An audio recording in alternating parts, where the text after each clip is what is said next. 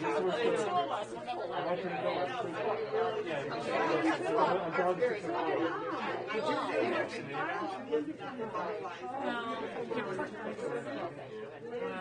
pretty much you can't, but that's whatever you're comfortable with. Whatever you're comfortable with.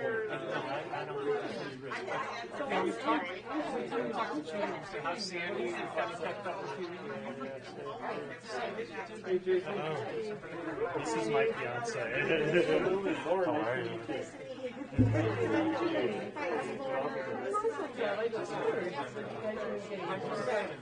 I'm really sorry.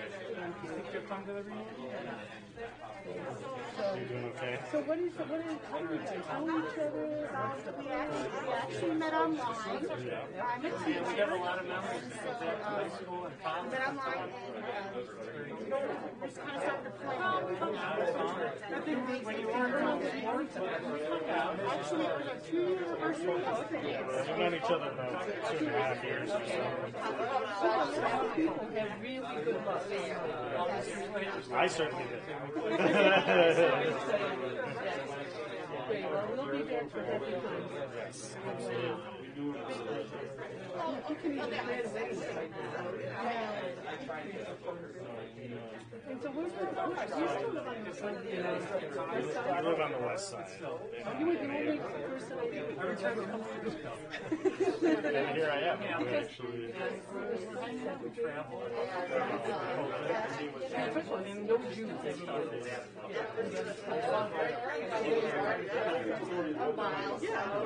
Friends on the west side. Chicago's the same way. Lines downtown. East side, west side. Absolutely. And then what are you doing? I work for a startup based out of Salt Lake City, so I work from home. And what are they starting up? It's onboarding and implementation software. So, software that helps other software companies onboard their clients on their side. Yes. Yeah, so they actually called me about a week or two before school started, and they said, we need you to be online completely. So I've been online all year. Everyone else is in school, but I'm still online. So, 4th grade exercise.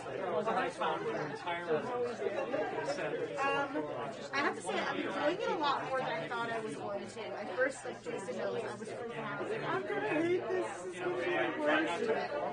It's actually, it's better than I thought. Obviously, I can't wait for everyone to get back and everything to be normal, but it's nice. It's nice to enjoy. Yes, there's like a handful of like 2 or 3 that know, but most of the kids are like very good to get all their work done. That they're kind of in a roll of things now. So we're finishing this school year. No, we're finishing it up now, and then maybe hopefully next year I'll be back, or we're not even sure about that. So. I retired at 18. But everyone else, except for the people that chose to be online, are in person. So. It's better than nothing, but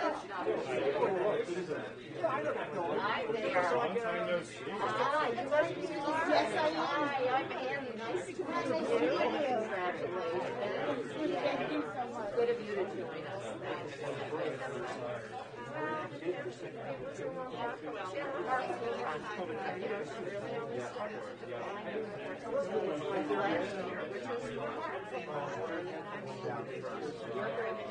I had some years like I thought I had to. I might have tested some. I had one. She was there. You were like one. And I just because I had a lot of stories. Sandy.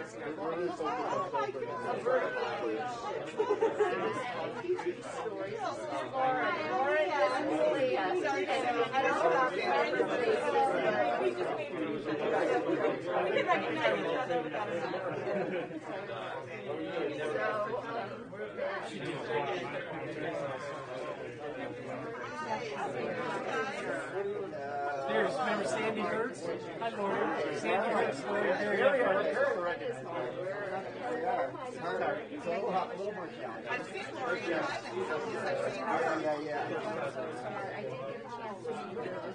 She's a lovely person. They wrote a really nice obituary as well with all her. It's very nicely written.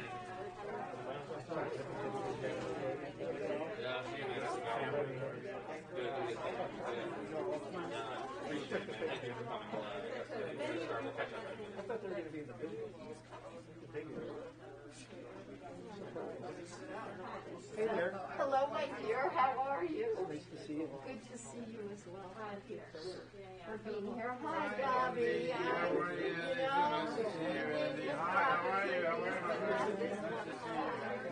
Hi, thank you.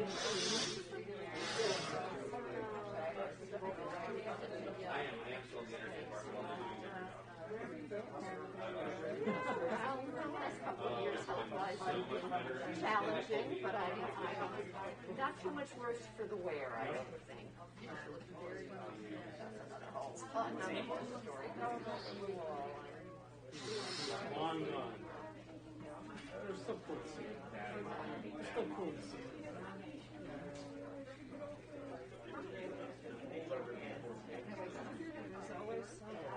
She heard it from me, who heard it all from him.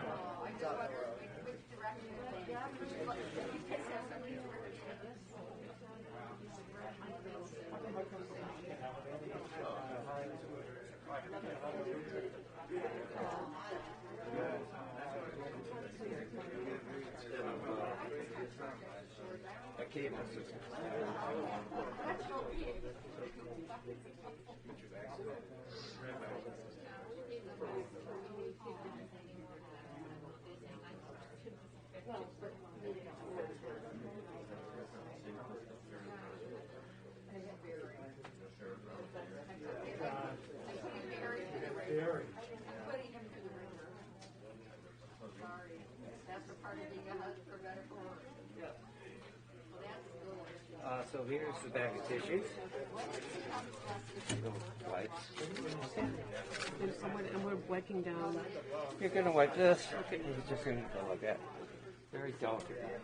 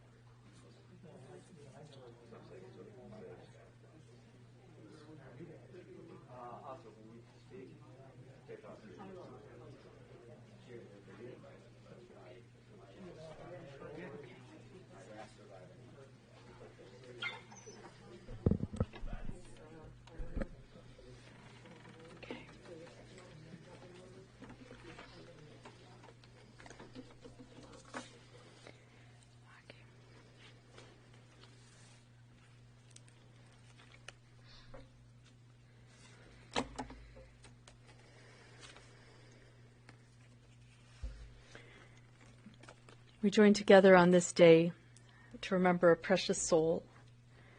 As we remember Augie, we look into our prayers and our tradition for words of comfort. Particularly, we look into the book of Psalms. There it is written, Esai Einai El Heharim, Me'ayin Yavo Ezri. Ezri Me'im Adonai Oseh Shamayim Ba'aretz.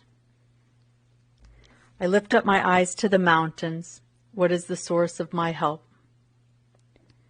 My help comes from the Eternal, maker of heaven and earth. God will not let your foot give way, your protector will not slumber. Behold, the protector of Israel neither slumbers nor sleeps. God is your guardian, God is your protection at your right hand. The sun will not strike you by day, nor the moon by night. Adonai yishmor tzetecha uvoecha me'ata ve'ad olam. May the Eternal guard your soul in your going and your coming, now and forevermore.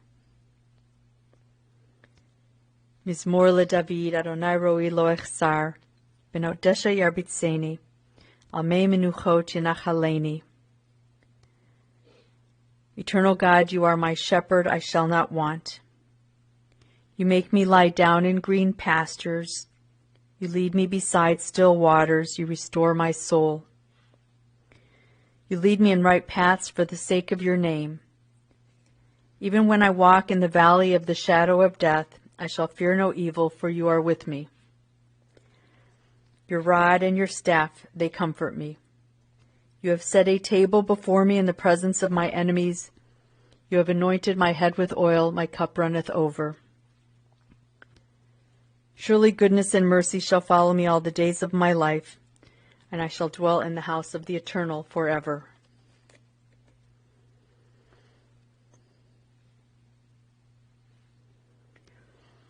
From the book of Proverbs, we read about the woman of valor.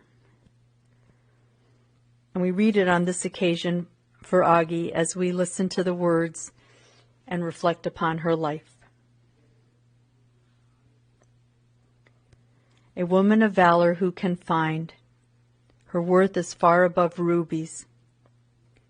The heart of her husband trusts in her, and nothing shall he lack. She renders him good and not evil all the days of her life. She opens her hand to the needy and extends her hand to the poor. She is robed in strength and dignity, and cheerfully faces whatever may come. She opens her mouth with wisdom. She tends to the affairs of her household and eats not the bread of idleness. Her children come forward and bless her, her husband too, and he praises her. Many women have done valiantly, but you surpass them all. Charm is deceptive and beauty short-lived. But a God-revering woman is much to be praised. Place before her the fruit of her hands. Wherever people gather, her deeds speak her praise.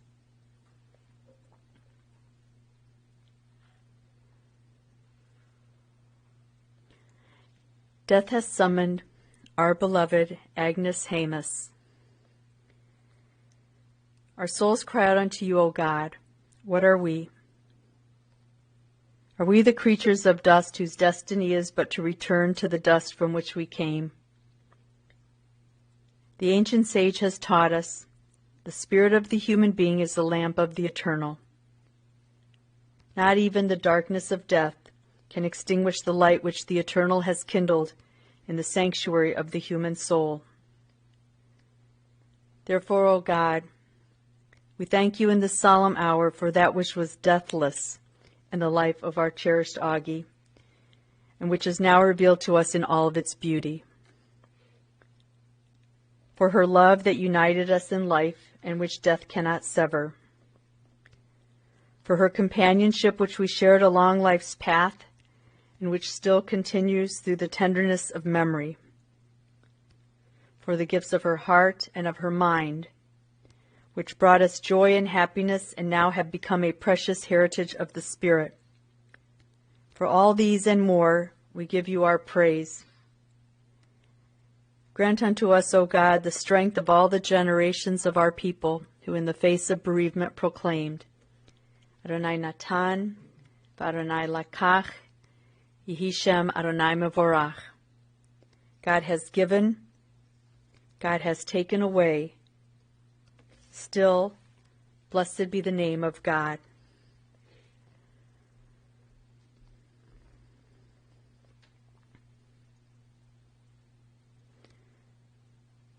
Tradition has it that before the followers of the Baal Shem Tov received the name Hasidim, they were called the Freiliche, the happy ones. As the Baal Shem Tov said, the ability to be joyous by discerning the good and joyous within every experience is considered a biblical command. Later, one of his followers would apply the biblical verse, "For with joy you can go out," to mean, bid farewell to all your afflictions and problems. As we gather here, from near and from far, to remember Agnes Catherine Hamos, we do so in keeping with her life spirit to be joyful.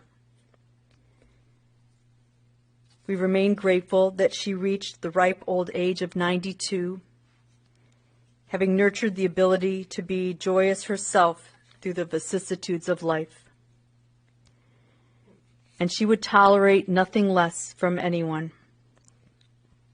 Julie, you shared with me a story about how in your freshman year of college, after a breakup with a boy, you casually mentioned to your mother that you were sad.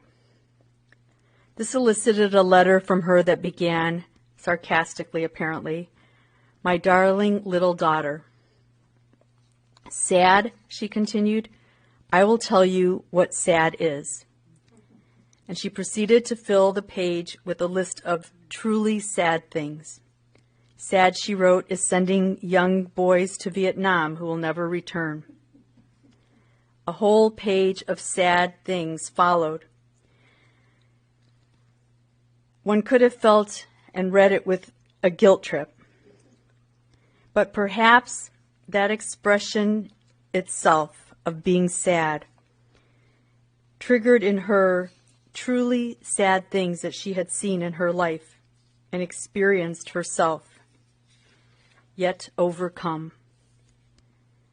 Viktor Frankl, a survivor of Auschwitz, believed that we are not defined by what happens to us, but rather by how we respond to what happens to us.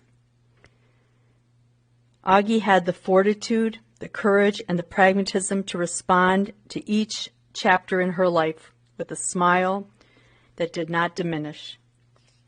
So it is that as we gather today, we will commit to do similarly in her spirit, knowing that for 92 years, despite what may, Augie chose to embrace joy and celebrate life, to create of her life a thing of beauty and meaning. Augie's life began in joy and celebration as a young girl born in Budapest, Hungary. The daughter of Imre and Isabella Fischer, and with her older brother John, the family lived in a relatively well-to-do kind of life. Her father was a noted photographer, and in the community, and the family home was nicely furnished, and the children well-dressed. Although they were not an Orthodox family, they kept many of the Jewish traditions, and Augie celebrated her confirmation in the Budapest synagogue. Bright and friendly, Augie was sent to private schools for her education and given piano lessons to train her in culture. All that, however, changed as Hitler came to power.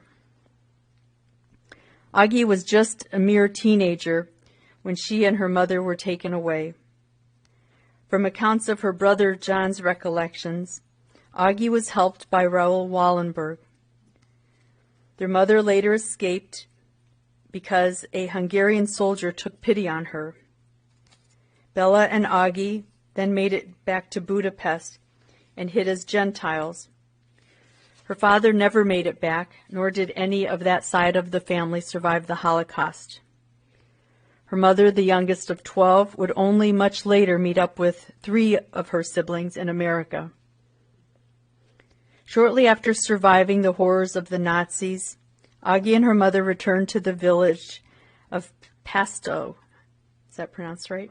Pesto. Where there Augie's mother saw a handsome young man, and acting as the matchmaker, she gauged him to be of good character and appropriately about 4 years older than her then 17-year-old daughter. Gary, too, was a survivor, and Gary and Augie soon married in 1946. By the time Augie was 20, she would fill her life with the joy of Julie, and 4 years later with Jim. In the meantime, Hungary was undergoing a revolution, and in 1956, Augie's mother again took charge of the situation at hand and made arrangements for Augie and Gary and their young family to escape in the middle of the night. Again, calling upon her courage and fortitude, they escaped gunfire and were smuggled across the border in Vienna. Sponsored by the Hebrew Immigrant Aid Society, HIAS, and supported by Jewish Family Service Association, the family eventually made their way to join Augie's brother, who was already here in Cleveland. Eventually, her mother would join them here.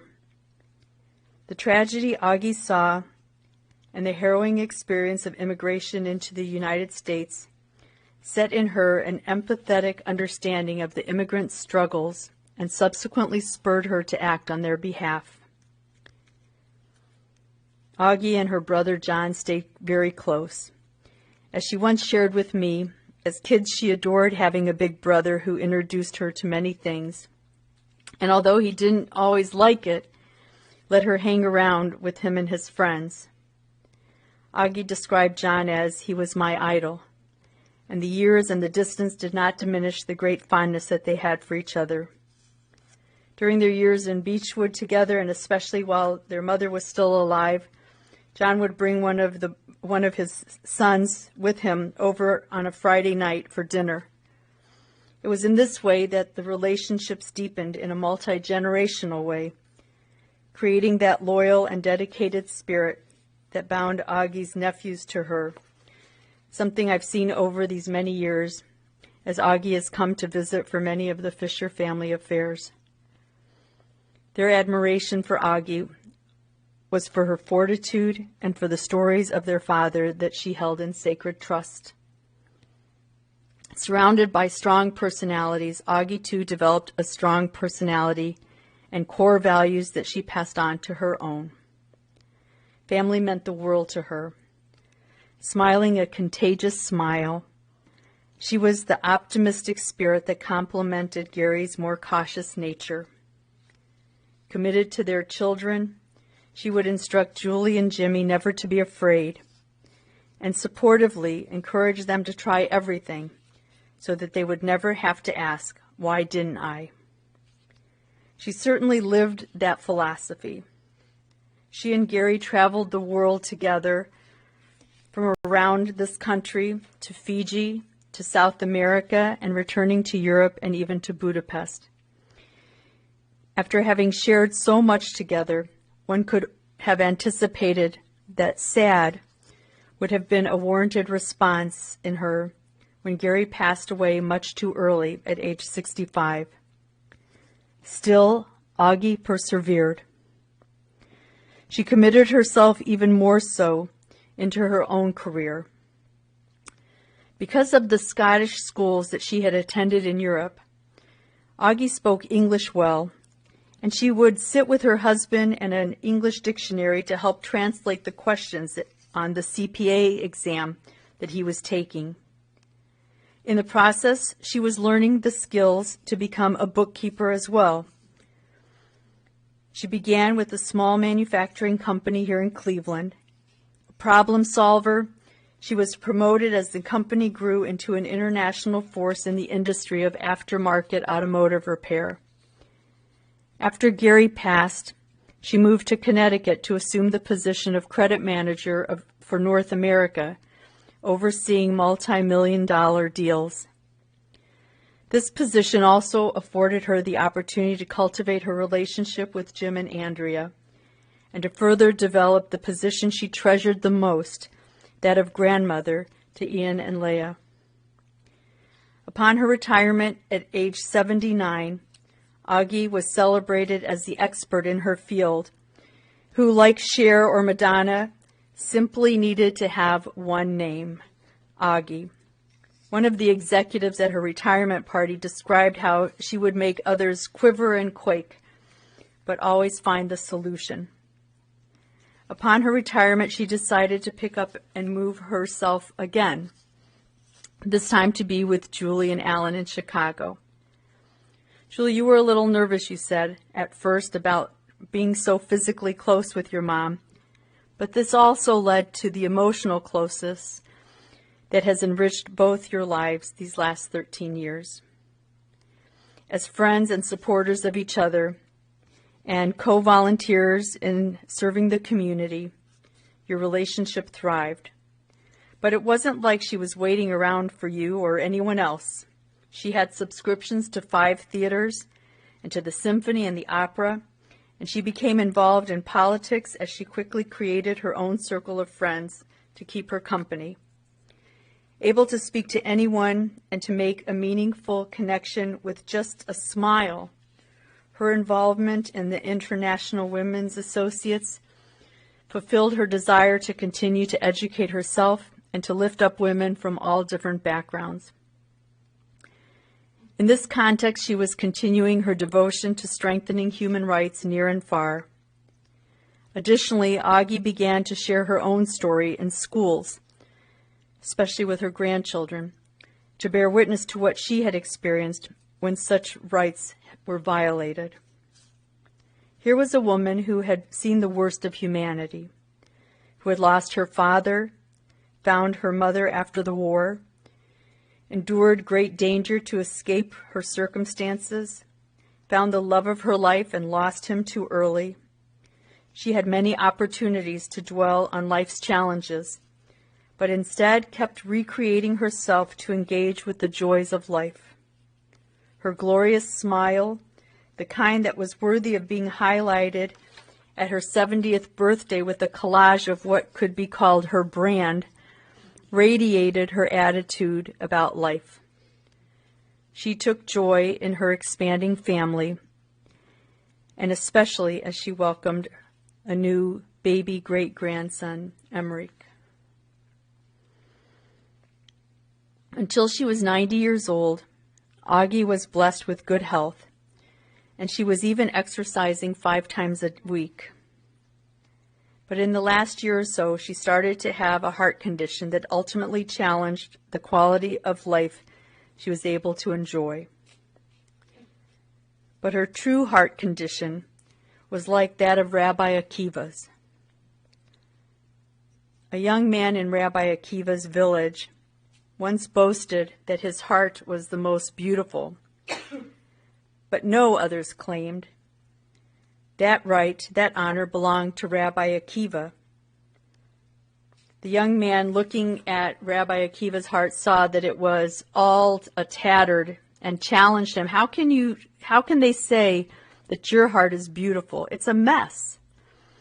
Rabbi Akiva explained, when I see someone in need of caring and compassion, I take a little piece of my heart and I put it in theirs. They in turn give a little piece of their heart to me. It may not all fit together perfectly, but it is perfectly filled with love and respect for all. To which the young man responded by taking a piece of his heart and putting it into Rabbi Akiva's. And in return, Rabbi Akiva placed a little bit of his heart into that of the young man. Augie has given a piece of her heart to many all along her life's journey. She's lifted their hearts with joy, infused them with understanding, and setting an example of what it means to overcome life's circumstances with a sense of purpose. She would not want her loved ones to be sad in this moment of parting, but to rejoice that just as they have given a piece of their heart to her, they each now carry a piece of her heart in theirs. It's in this spirit that we join with the sages to say Zichrona Livracha.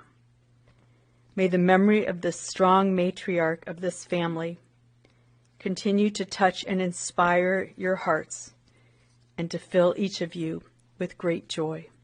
Amen.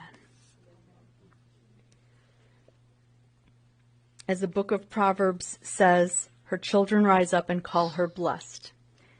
And so we invite Julie and Jimmy to share some of their memories as they recall the great blessing that Augie has been in their lives.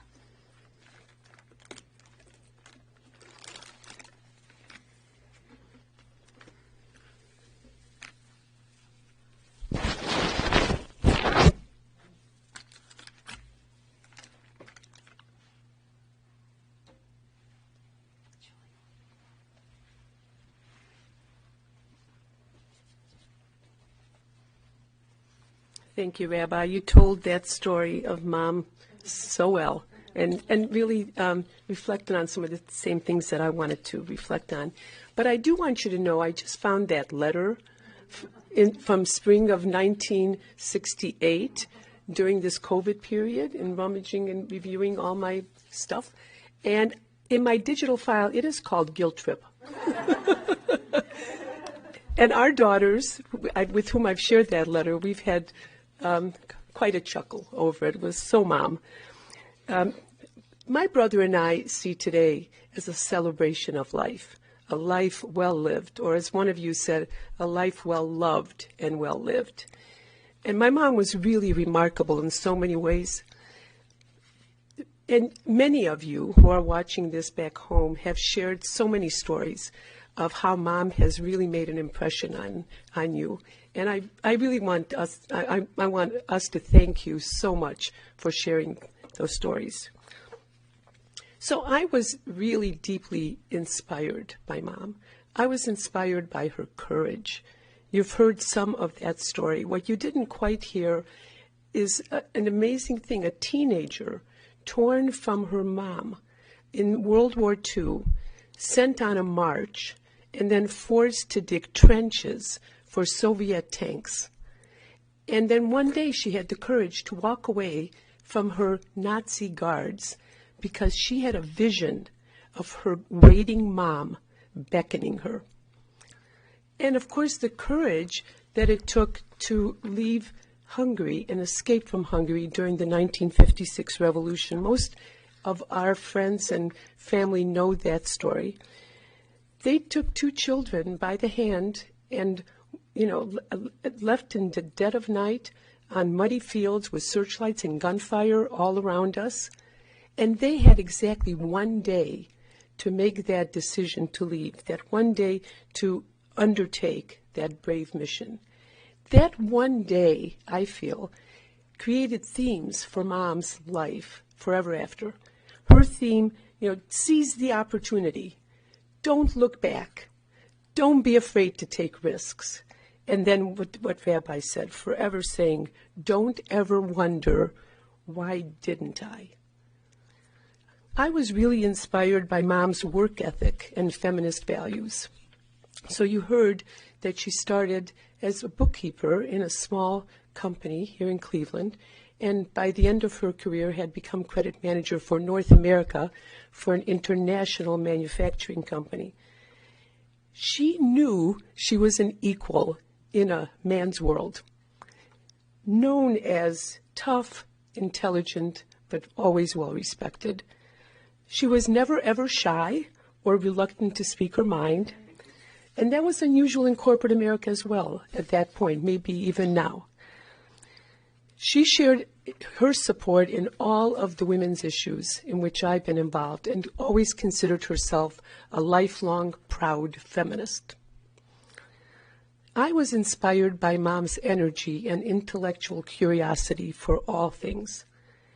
When she retired to Chicago, you heard she created a whole other life and has enjoyed every minute, except this last year in the pandemic, every minute of 13 years of living in Chicago with her theaters and symphony and opera and her many wonderful new friends, and especially her beloved International Women Associates. She never turned down an invitation, and she loved going to a lecture and sitting in the front row so that she could be the first one to raise her hand and ask a question or offer an opinion on matters at hand. She loved that, and she got her friends to join her in that. One of her friends, Virginia, thank you, reminded me that Mom used to say, "I may be an old woman, but I'll never be a little old lady." So as we stated also in her obituary, Mom taught her family and friends and anyone who would listen to have the courage to fight for your principles, to seize every opportunity without regrets, and to enjoy every day for a quality life. These were the values by which Mom lived a long and remarkable life. You were such a wonderful mother, such an inspiration and a joy to so many others. And I'm glad we shared these last 13 years in the same city so we could also become best friends. I love you, Mom, and I'm going to miss you so much.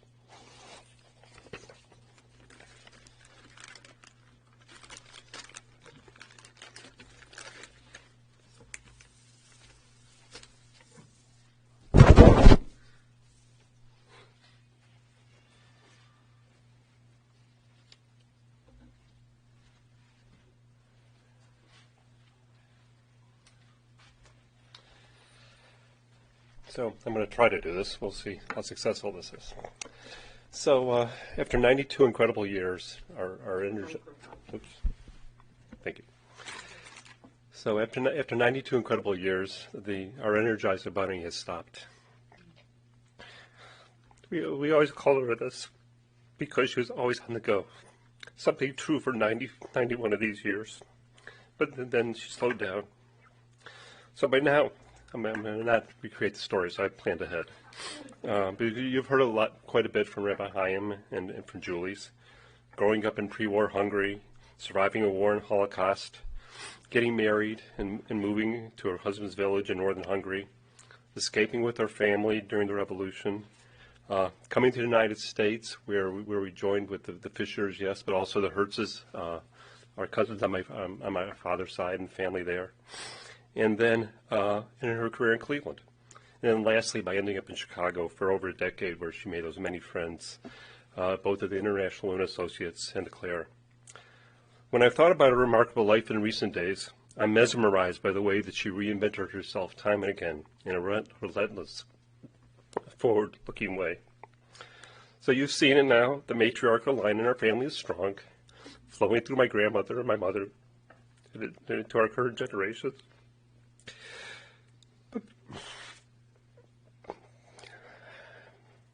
But beyond the strong woman, though, my grandmother and mother, they both fell in love with very warm and gentle men.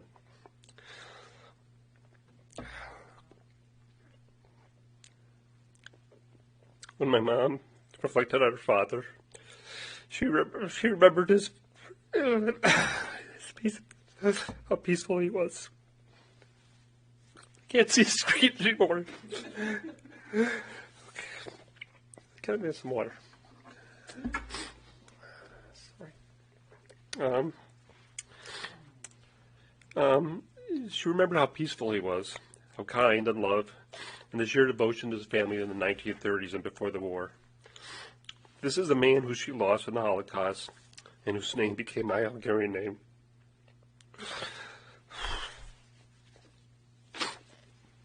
It was now remembered in Aggie's great-grandson, Emmerich. We're also happy that I was able to strongly connect with Emmerich.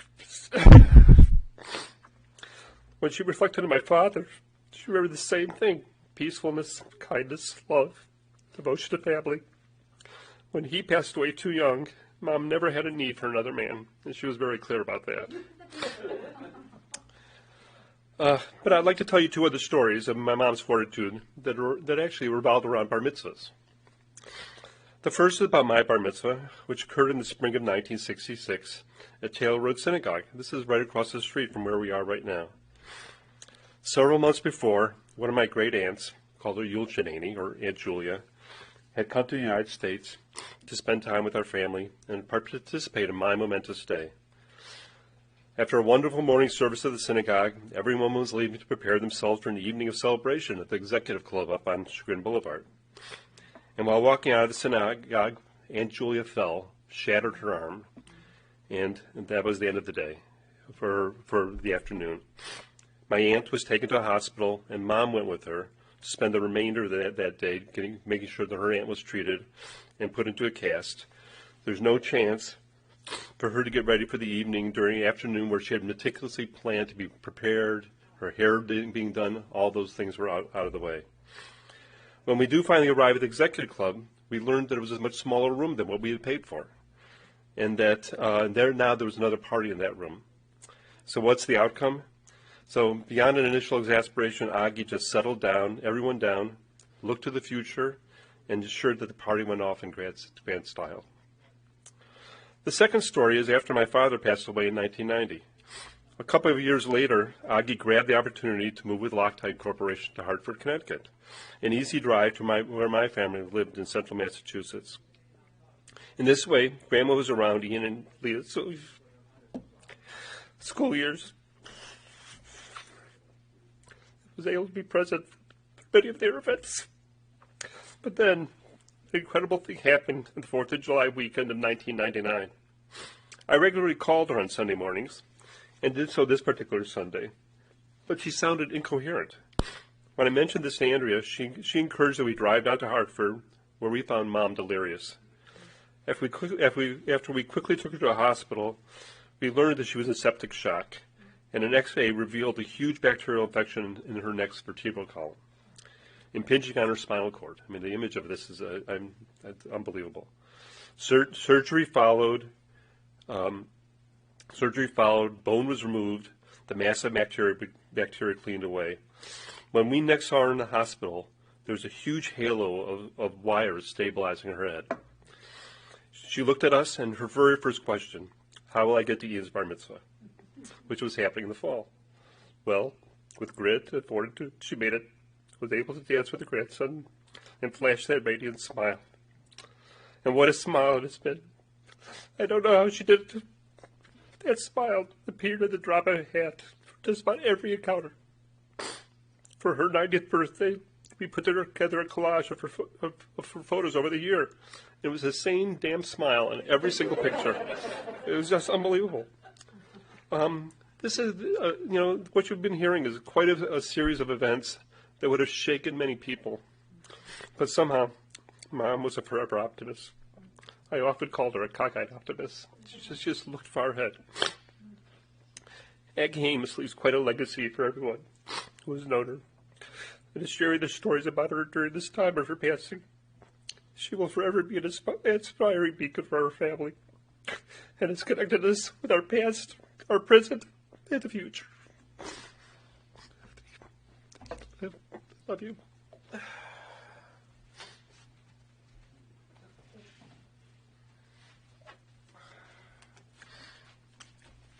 My sister is a better public speaker than I am, right?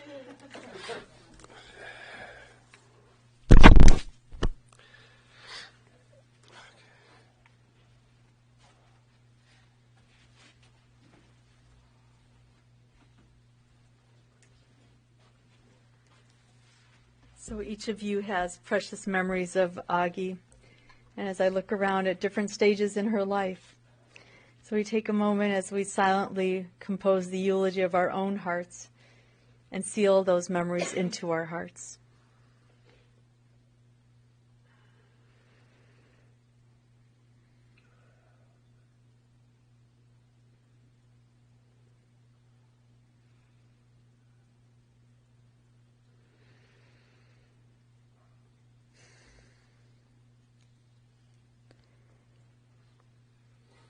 Yehiu l'ratzon imrei fi, v'hegyon libi lefanecha, Adonai tzuri v'goali. May not only the words that we speak, but even our most private and precious memories and meditations be acceptable to you, our God, our rock, and our Redeemer. Amen. We ask God to receive Augie's soul with the words of El Malay. I'll invite you to please rise.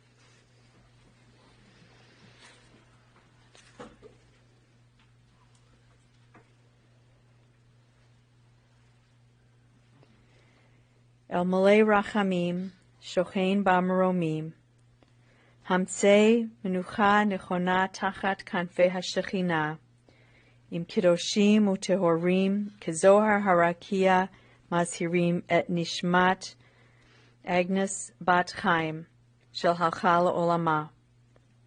Baal Harachamim, Yastireha Besetra Kanafav L'Olamim, Bitzror HaChaim Et Nishmata, Adonai hu nachalata, v'tanuach v'shalom al mishkava, v'nomar, Amen.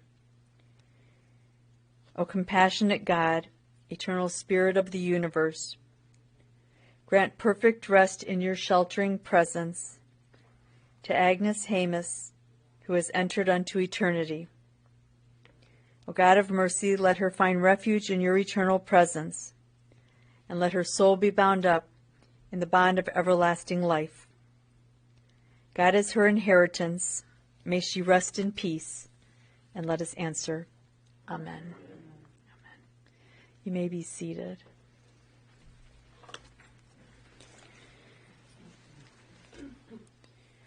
Our service continues at the Mount Olive Cemetery, and the family invites you, if you should like to remember her, that in lieu of flowers that you make a contribution to the International Women Associates in Chicago, Illinois.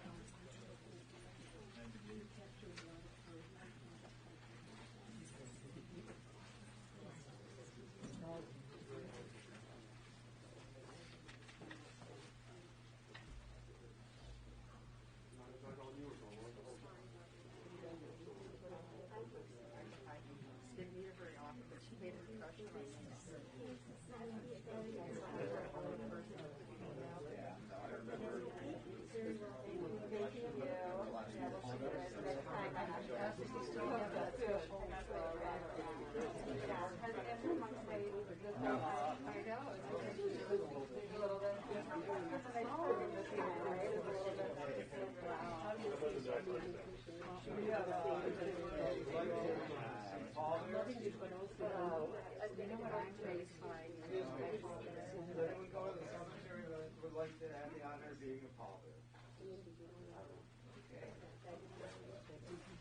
Pallbearer, come with me.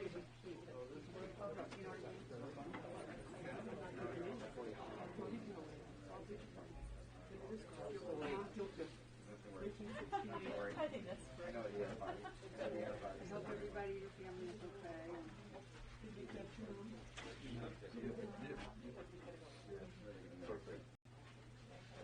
All right. I got two really good.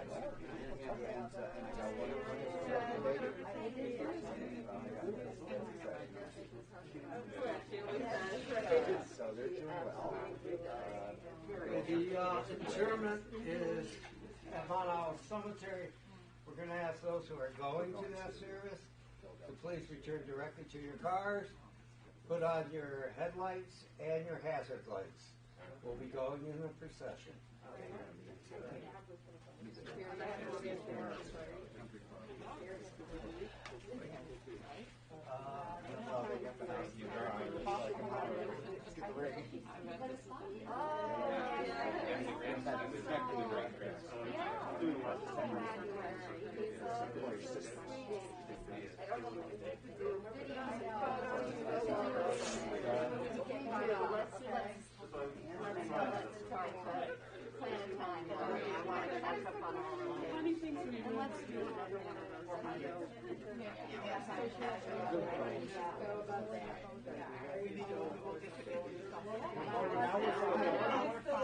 The spirit of my mother-in-law.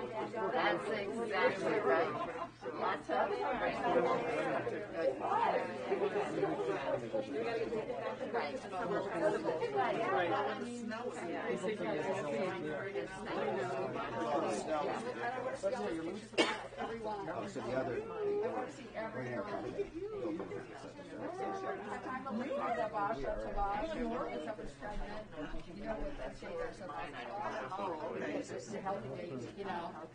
I'm a little superstitious.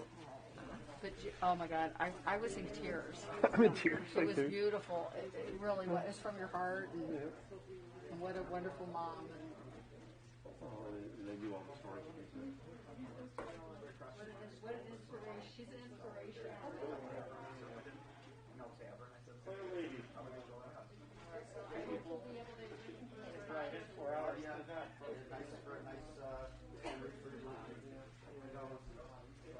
We all had our generations of this, right? We've all been there, yeah. So yeah. I thought you were forever 15. No? You were not forever 15? No. I think about it sometimes, but Yeah, it's unbelievable. Where did it go? Where's the time go, kind of thing? Oh, yeah, the same place I had my I know. I did yours too. So you had it there.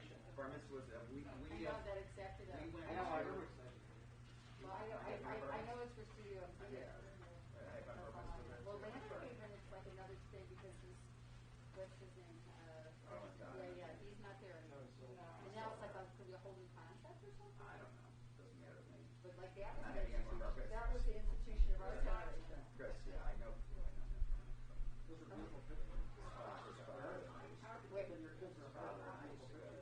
Where'd you see him? You know where I got to put in the Jewish museum. Well, he was at Metro.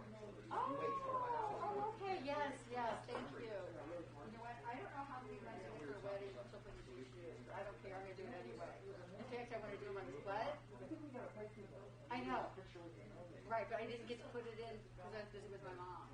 Big houses and small lots. So thank you. Yeah. As parents, I mean, it's all they take care of. I think she's not where she wants to be for just a few months. I mean, I can't believe she's so I know. I can't believe she's so innovative. But she wanted to have she didn't want to have a factory practice where you've got 5 minutes. Yeah. Well, I hope it will be. No, so far she's loving it. I'm more of a chicken than she is. Well, it's hard to do that. Yeah, I know. I was puzzled. Honestly, I was puzzled. But I hope so for more. Yeah. I get this. Yeah. Because as a physician and as a patient, it's my preference too. Well, I was at Kaiser's with House Band, and when they closed, I would have had to ramp up and do like a full time, which I really don't. So I couldn't find the right match, and then I started taking care of Barry's mom, and then my mom, and I was just gonna. She passed away. I was gonna try and find something, and then my mom she fractured her kneecap and it was here, and so yes, I did. That was my job. It weighs more than it actually can be more. You know what I'm saying? But so what? Well, it's just no stairs. I'm ready to give up my hair. Lori wants the Well, I actually had some time, and I was like, but I think I did it a little too fast because I realized after we had some stuff where I go, ooh, there was something in the box. But what can you do? Too late now. It was already in the shredder. I don't think you can go back to the. No, it wasn't shredded. That was So done. I got to go to a. Anyway. So 1-800 what's happened? You got have a jumped. wedding that's like been. Use them? Oh, yeah. When you Oh. got jumped. Some guys put in a big truck. Oh, okay, okay. Right, we were at that wedding was beautiful. We really enjoyed it. Right. Well. Yeah, I've heard of it. What? 1-800 got jumped. Oh. What's it? You know, it's better. I know broken engagements aren't the best, but better than a divorce. You know. I mean, Jordan had one. Allie's husband had one. You know. Allie is. Hopefully she'll find. Well, look, Jordan's his current wife is amazing.